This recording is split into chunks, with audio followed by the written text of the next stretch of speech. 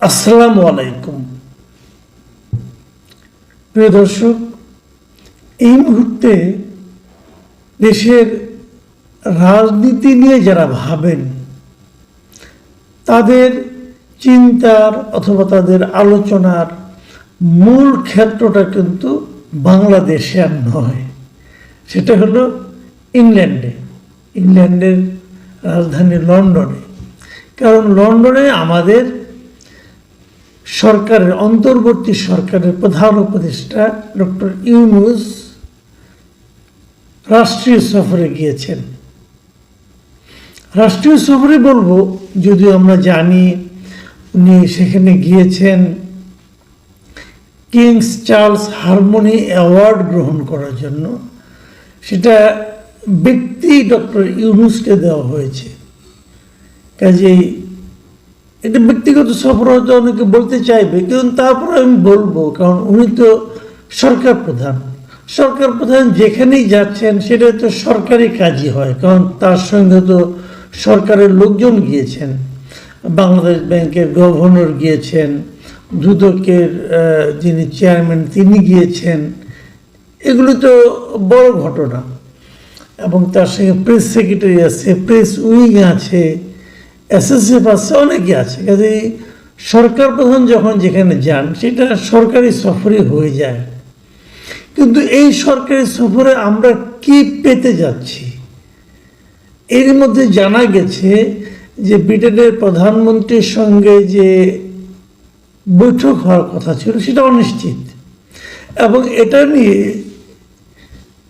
ইউনূস সাহেবের press wing মোটামুটি একটা লেজে গোবরে পাকিয়ে ফেলেছে।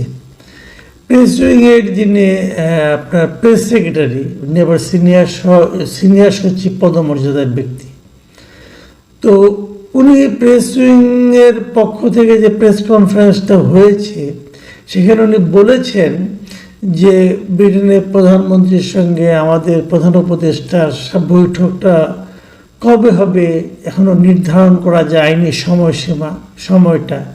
কারণ ব্রিটেনের প্রধানমন্ত্রী নাকি কানাডা সফরে আছেন।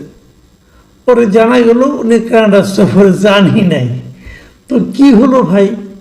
মানে এত আনাড়ি লোকজনকে নিয়ে এই প্রেস উইংটা গঠন করা হয়েছে, এবং এর মাথায় যিনি শিরোমণি হিসেবে বসে আছেন, এটুকু খবর উনি সংগ্রহ করতে পারেননি যে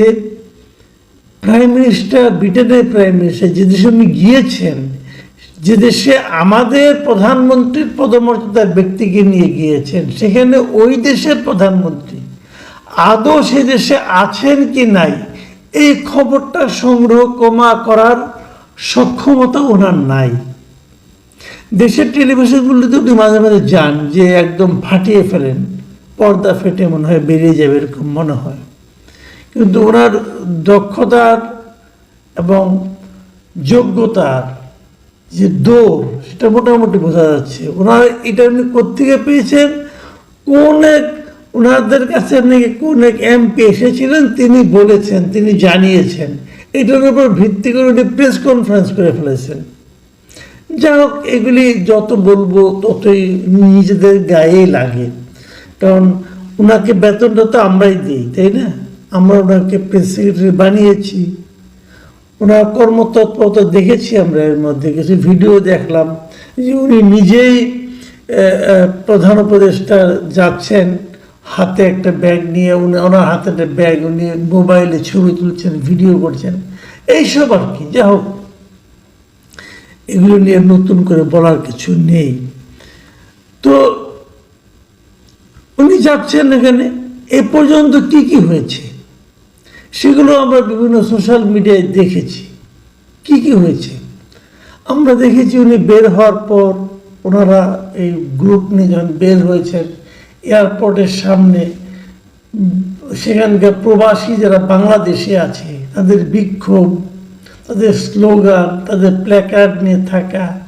আবার দেখলাম একটা গাড়িতেও মানে এরকম নিয়ন আলোতে লেখা হচ্ছে ডক্টর ইউনূস ডেমোক্রেসির কীভাবে বারোটা বাজিয়েছেন। এগুলো হতে পারে এগুলো পার্টিজান, আমরা এগুলো আগেও দেখেছি, কিন্তু আগেও দেখেছি কীভাবে যখন শেখ হাসিনা ক্ষমতায় ছিলেন, উনি যখন ইংল্যান্ড অথবা আমেরিকায় যেতেন, এই দুটো দেশই বেশি হয়, যখন যেতেন তখন এয়ারপোর্টের সামনেই দেখতাম যে বিরোধী দলের লোকজন তারা এরকম নানা রকমভাবে স্লোগান, দুয়ো দেওয়া, হ্যাঁ, এগুলো বলতো, এগুলো তারা করতো। এবং আবার এটাও দেখেছি যে বিপরীত দিকে ওনার সমর্থক গোষ্ঠীরাও বেশ প্রবল প্রতাপে উপস্থিত থাকতো। মাঝে মাঝে এই দুই পক্ষের সমর্থকদের মধ্যে মারামারিও হতো। যাক, এভাবে দেশের ইজ্জত বেজ্জত অনেক কিছু হয়েছে। এবার যেটা হলো, এবার আমি নিজে, আমার সঙ্গে বেশ কয়েকজন লোক ওখানে উপস্থিত ছিলেন অথবা বাইরে থেকে দর্শক হিসেবে দেখতে এসেছেন, এমন একজন লোক আমাকে ফোন করে জানিয়েছেন যে এবার নাকি দৃশ্যটা অন্যরকম ছিল। অন্যরকম মানে যে ওনার বিপক্ষে যারা ছিল তাদের মধ্যে উনি বলছেন যে এখানে অনেক আমি বিএনপির লোকজনকে দেখেছি। সবাই তো মোটামুটি সবাইকে চেনে, তারাও নাকি তাকে এরকমভাবে মানে প্রত্যাখ্যান করার মতো কথাবার্তা বলেছে। আবার শফিক সাহেবকে দেখলাম যে অনেকে চিৎকার করে ডাকছে একটা বিশেষণ যুক্ত করে, সেগুলো হয়েছে। এর পাশাপাশি বিপরীত দিকে যে ওনাকে অভ্যর্থনা জানিয়ে, ওনাকে সম্বর্ধনা মানে ওনার প্রতি পজিটিভ প্ল্যাকার্ড নিয়ে যে জায়গাটা ছিল, উনি আমাকে যিনি জানিয়েছেন তিনি বলেছেন যে মাত্র উনি ওখানে নাকি 4 জন লোককে দেখেছেন। ওই 3 জনে মিলে একটা ব্যানার ধরে আছে আর একজন লোক সেটা ভিডিও করছে, এরকম একটা দৃশ্য উনি দেখেছেন। আমি জানি না আসলে প্রকৃত বাস্তবতাটা কি, তবে যেটাই হোক এটা আমাদের জন্য আসলে অপ্রত্যাশিত। আমরা চাইনি যে উনি তো কোনো দল করেন না, উনি একটা অন্তর্বর্তী সরকারের প্রধান, উনি কেন রাজনৈতিকভাবে এরকম একটা বিতর্কিত অবস্থানে চলে যাচ্ছেন, কিন্তু না গেলে ভালো হতো।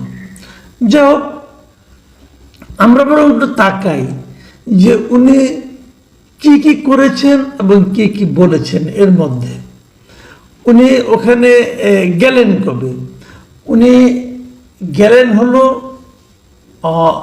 মঙ্গলবার দিন, আমাদের সময় মঙ্গলবার দিন দুপুর 12টার দিকে, আমাদের সময় বাংলাদেশ সময় ওখানে যে পৌঁছে, মানে ওদের সময় ভোর, তখন ওখানে যে পৌঁছেছেন, পৌঁছার পর হোটেলে উঠেছেন। হোটেলে ওঠার পর এ পর্যন্ত সাক্ষাৎকার কার সঙ্গে হয়েছে, ওনার সঙ্গে দেখা করেছেন ফরাসি প্রতিষ্ঠান যে এয়ারবাসের এক্সিকিউটিভ ভাইস প্রেসিডেন্ট। কেন আমরা কি এয়ারবাস কিনতেছি? এয়ারবাস কেনার একটা ব্যাপার কিন্তু আমরা দেখেছি যে ফরাসি প্রেসিডেন্ট যিনি আছেন, মানে ওদের রাষ্ট্রীয় প্রেসিডেন্ট যিনি আছেন, তিনি বাংলাদেশ সফরে এসেছিলেন। হাসিনার সঙ্গে কি মিটিং হয়েছিল, তখন এয়ারবাস কেনার একটা প্রকল্প হাতে নেওয়া হয়েছিল, সেটা পরে আর বাস্তবায়িত হয়নি। যাই হোক, ওনার সঙ্গে দেখা হয়েছে।